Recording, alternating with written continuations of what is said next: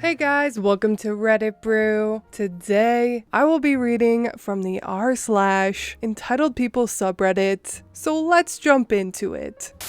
My entitled nephews stole from me one time too many. This time I got them arrested, and now my sister and Bill have to deal with the fallout. In a prior post in a different subreddit, I asked if I was the bad guy for wanting to call the police on my nephews for stealing from me, and the overwhelming support I got made me realize that standing my ground was the best thing for me to do. Here's what happened. About midway last week, when I came home from work, I noticed my shed door was open, and the padlock that I used to keep it shut was broken. I had a lot of bags full of soda cans in there. My friends and I tend to drink a lot of soda, so I'd built up a lot of cans over the course of about a year. I was going to cash them in at the bottle drop soon because I like big payouts. It is 10 cents a can where I live after all, but there was more than just my bags of cans missing. They took my gardening shears, a steel rake, 2 shovels, one of them being one of those folding camping ones, a full 2-gallon gas can, a cheap power drill I got for like $5, an electric hedge trimmer, and a small electric chainsaw that was also used, as well as a machete. They didn't touch the lawnmower, weed whacker, extension cords, or the old radio I had in there. No idea why they took what they did, but I guess they figured they could resell them or something. I checked my camera footage, and there was my 3 nephews, ages 16, 15, and 14, breaking into my shed with one of their dad's large claw hammers. I recognized the hammer because it's bright yellow and black, and their dad has a bunch of them.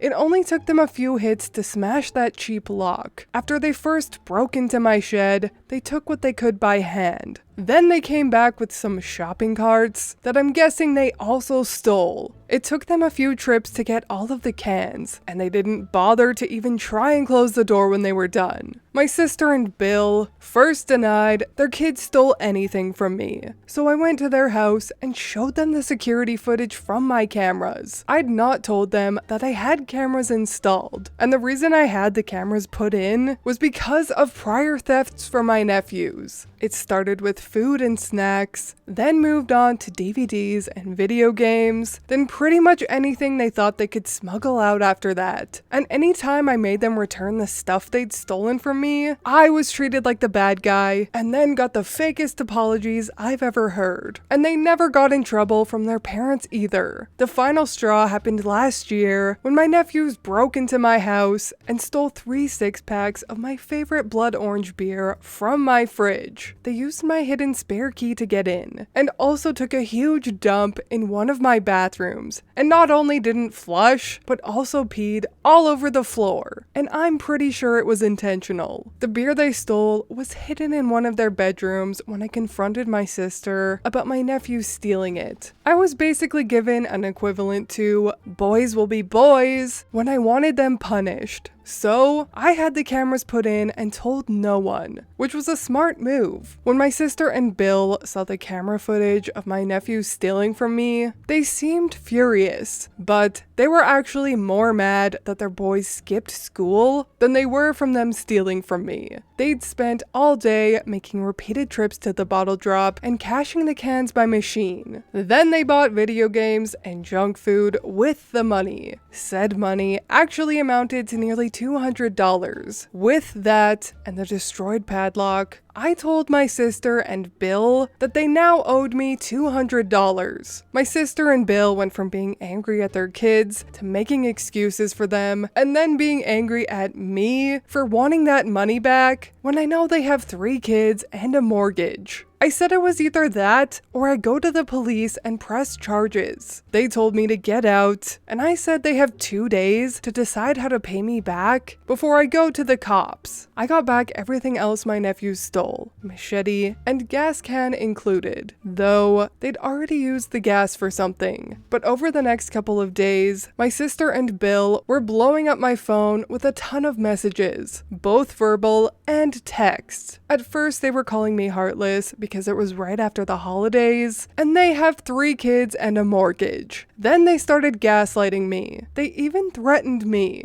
And all of this would go in a repeating cycle. My nephews chimed in from another cell phone and were sending me lots of messages of their own, which were just more fake apologies and gaslighting. My eldest nephew even sent me a picture of himself holding a soda can and giving me the middle finger. So, I guess they weren't taking my threats of going to the police seriously because family! When I last spoke with my sister and Bill, they refused to negotiate any sort of method of repayment for what my nephews did. Even when I suggested that they sell the video games that were purchased with the stolen money, they then had the audacity to say that I'd tempted my nephews by having the cans in my shed to begin with. Oh yes, I'm the devil snake that tempted my nephews with a shed full of cans that just screamed, money, money, money. So that was it. I went to the police station that morning and filed the report. Gave them the copy of the video footage of my nephews stealing from my shed. I gave them the broken lock they smashed, showed them all of the texts, and also given as evidence. Hell, I even gave them a copy of the photo my eldest nephew sent me of him flipping me off. My nephews were indeed arrested on Saturday. Police came to their house and my sister and Bill were forced to let them in because they had a warrant. Apparently, all 3 of my nephews went from being cocky little shits to crying like babies when they were being put in cuffs. I know this because a neighbor I'm acquainted with, that's sort of friends with my sister, was there to see it. And shortly after the arrest, my sister and Bill were blowing up my phone again. They weren't able to get their kids out of jail until Monday morning. The boys are being charged with larceny, willful destruction of property / vandalism, and harassment. The police took this whole case pretty seriously, as there has been many complaints about my nephews for some time, but nothing was proven until now. Past few months, bags of cans have actually been going missing all over the area. I don't know if it was my nephews or not, but they're likely suspects. My sister and Bill showed up at my house too. I refused to open the door and told them that this all happened because they are enablers who refuse to hold their kids accountable for their actions.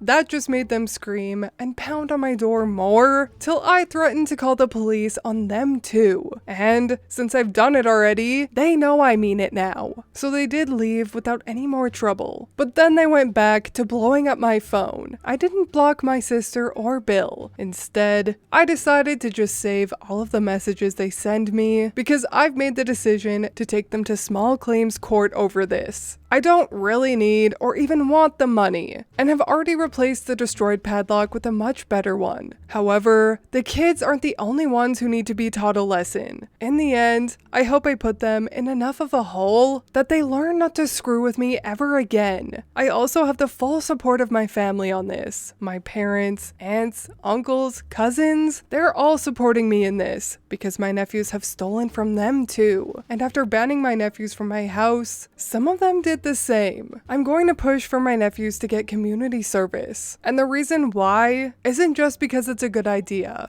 but also because I know that they'll hate that the most. Whenever made to do any kind of work they don't want to, they just stand around griping and act like the whole world is against them. So, perhaps a few hundred hours of unpaid work will teach them some manners. They've been spoiled far too much.